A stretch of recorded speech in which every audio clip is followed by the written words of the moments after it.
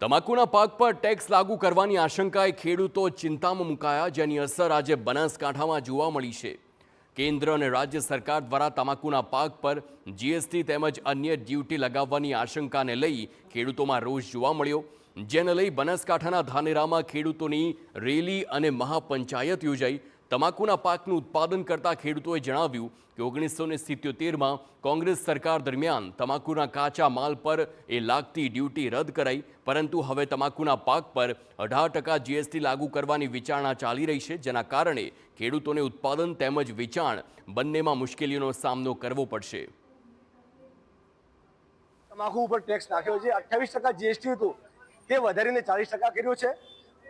40% GST વધારવા છતાં પણ સરકાર ન ધરાઈ તો 18% વધારાની ડ્યુટી ઉપર લગાવી છે, અને જેના કારણે આ ટેક્સ લાગે છે, જેના કારણે ખેડૂતોનો પાક સસ્તો થાય છે। આખરે તો ટેક્સ વેપારી ખેડૂતો ઉપર જ ભોગવવાનું હોય છે। માટે સરકારને વિનંતી છે કે વારંવાર ટેક્સ નાખવાથી હાલમાં પણ ખેડૂતોની કમર તૂટેલી છે, તો આટલો બધો ટેક્સ હવે ખેડૂત સહન કરી શકે તેમ નથી।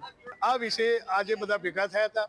અમે સરકારમાં ફાઇનાન્સ મિનિસ્ટર, કૃષિ મિનિસ્ટર, કમિશનર અને તમામ જગ્યાએ ગુજરાતના તમામ એસોસિએશનને રજૂઆત કરી છે, પરંતુ હજુ પણ સરકાર તરફથી કોઈ પણ સ્પષ્ટતા કરવામાં આવી નથી। અને આવનાર સમયમાં 1 ફેબ્રુઆરીથી જો આ ટેક્સ લાગશે તો વેપારી પોતાના કામકાજથી અળગા રહેવાનો નિર્ણય કર્યો છે, જેની સીધી અસર ખેડૂતોને થઈ શકે છે।